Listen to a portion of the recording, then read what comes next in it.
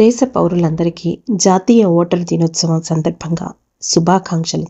Vote వేయాలా వద్దా అని ఆలోచించొద్దు, అవి ఎన్నికలు అని అన్నారు ఒక ప్రఖ్యాత వక్త. ఓటు అనేది ప్రతి పౌరుడి హక్కు. మన ఎన్నికల ప్రక్రియ సమగ్రతను కాపాడే బాధ్యత మనదే. బ్రిటిష్ పరిపాలన నుండి విముక్తిని పొంది సొంత రాజ్యాంగాన్ని జాతికి అంకితం ఇచ్చుకున్న తర్వాత 1951 ప్రజల ప్రాతినిధ్య చట్టం నుండి ఓటు హక్కును మనకు అందించారు. మన దేశంలో 1950 నుండి ఎన్నికల సంఘం ఏర్పాటైంది. దేశ రాజ్యాంగంలోని ఆర్టికల్ 324 ప్రకారం ఎలక్షన్ కమిషన్ పనిచేస్తుంది. 18 సంవత్సరాలు నిండిన పౌరులందరికీ భారత రాజ్యాంగం ఆర్టికల్ 326 ప్రకారం ఓటు హక్కును కల్పించింది. ఓటు ద్వారా తమను పరిపాలించే నాయకులను పౌరులు ఎన్నుకునే ప్రక్రియే ఎన్నికలు. దీనిలో ఓటు వేసే పౌరులనే ఓటర్లు అనడం పరిపాటి. 1951 నుండి ఎన్నోసార్లు ఎన్నికలు జరిగాయి. 2011 నుండి మాత్రమే మన దేశంలో ఓటరు దినోత్సవం జరుపుకుంటున్నాం. 2011 జనవరి 25 అప్పటి మన దేశ ప్రధానమంత్రి మన్మోహన్ సింగ్ అధ్యక్షతన ఈ కార్యక్రమం రూపుదిద్దుకుంది. ఓటరు దినోత్సవం సందర్భంగా ఓటు హక్కు వినియోగాన్ని, ఓటు యొక్క విలువను, ప్రాముఖ్యతను, ఓటు పొందే క్రమాన్ని ప్రజలలో అవగాహన తీసుకురావడమే దీని యొక్క ముఖ్య ఉద్దేశం. నేడు జాతీయ ఓటర్ దినోత్సవం సందర్భంగా ఓటు వేయాల్సిన బాధ్యతను తెలుసుకుందాం. జనవరి 1 నాటికి 18 సంవత్సరాలు వచ్చిన ప్రతి ఒక్కరూ ఓటరుగా గుర్తింపు పొందాలి. ఓటరుగా గర్వపడండి, ఓటు వేయడానికి సిద్ధమవ్వండి అని ఎన్నికల సంఘం నినాదమిస్తుంది. ఓటరుగా గర్వపడడం అంటే ఏంటి? చాణక్యుడి నీతి శాస్త్రం ప్రకారం కోపం, గర్వం ఎవరికి ఎక్కువగా ఉంటాయి అంటే నిజాయితీగా ఉండే మనుషులకు అని చెప్తాడు. ఓటరు గర్వపడేలాగా ఉండాలి అంటే మన నీతిగా ఓటు వేయాల్సిందే. నీతిగా ఓటు వేయడం అంటే ఈ రోజున దేశంలో కులానికి ఒక పార్టీ, మతానికి, భాషకు, ప్రాంతానికి ఒక్కొక్క పార్టీ పెట్టుకుంటున్నారు. ఇవన్నీ దేశానికి మంచి నాయకులను, మంచి పాలనను అందిస్తున్నాయా అని విశ్లేషించే ముందు భారతీయ మొట్టమొదటి ఓటరు గురించి ఓటరు దినోత్సవం సందర్భంగా గుర్తు చేసుకుందాం, కొంత స్ఫూర్తిని పొందుదాం. మన దేశ మొట్టమొదటి ఓటరు శ్యామ్ సరణ్ నేగి హిమాచల్ ప్రదేశ్లో టీచర్గా బాధ్యతలు నిర్వహిస్తూ దేశానికి మొట్టమొదటిసారి జరిగిన జనరల్ ఎన్నికల్లో ఓటు వేసిన నాగి 1917లో పుట్టారు.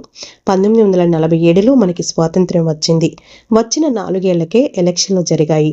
తను చనిపోయే నాటికి 2022 నవంబర్ 5కి 34 సార్లు జరిగిన జనరల్ ఎలక్షన్స్లో ఆయన ఓటు వేశారు. 105 సంవత్సరాల వయసులో కూడా ఓటు వేశారు. తన మొదటి ఓటు వేసే నాటికి ఆయన వయసు కూడా 34 సంవత్సరాలు కావడం గమనార్హం. కురు వృద్ధ వయసులో కూడా ఓటు హక్కును వినియోగించుకున్న భారతదేశ విలువైన ఓటరు తను. ఓటు విలువ తెలిసిన పౌరుడు కాబట్టే ఆయన మరణానంతరం ప్రభుత్వ లాంఛనాలతో అంత్యక్రియలు జరిగాయి.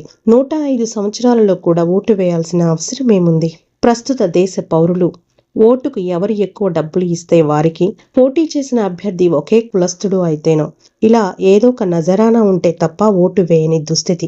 నీతిగా ఓటు వేయడం, నిస్వార్థంగా రాజ్యాంగబద్ధంగా పరిపాలన చేసే నాయకులను ఎన్నుకోవడానికి మనం ఓటు వేస్తున్నామా?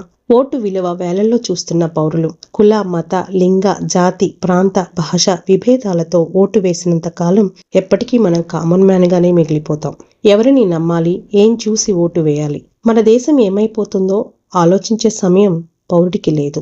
అలా అని సంపాదనలో తనమునకలు అయ్యేంత పనులు లేవు. ఉద్యోగాలు, వ్యవసాయం, సంక్షేమం, స్వేచ్ఛ, మహిళా శిశు రక్షణ ఇవన్నీ పురోగతి దిశగా ఉన్నాయా? స్వార్థం తప్ప దేశ సేవ, దేశభక్తి నాయకులలో కనబడుతున్నాయా? మనిషికి కష్టం వస్తే, నష్టం కలిగితే, అన్యాయం జరిగితే పోలీస్ స్టేషన్కి, అధికారుల దగ్గరికి వెళ్ళడం మానేసి పొలిటికల్ లీడర్ దగ్గరికి పోయి కులం పేరు చెప్పి పనులు జరిపించుకునే కుసంస్కారంతో నేడు దేశ ప్రజలు బ్రతుకుతున్నారు. నేను నీతిగా డబ్బు తీసుకోకుండా, కులం చూడకుండా, నిస్వార్థంతో కేవలం జాతి మనుగడకు, అభివృద్ధికి మాత్రమే ఓటు వేశాను అనే ఓటరు నేడు మన దేశంలో ఉన్నారా? ఓటు విలువ చాటి చెప్పడానికి ఓటు హక్కుని ఇచ్చి ఓటరు దినోత్సవం పేరుతో ఓటర్లలో ఉత్తేజాన్ని నింపటానికి ప్రతి సంవత్సరం ప్రభుత్వం ఎన్నో కార్యక్రమాలు చేపడుతుంది.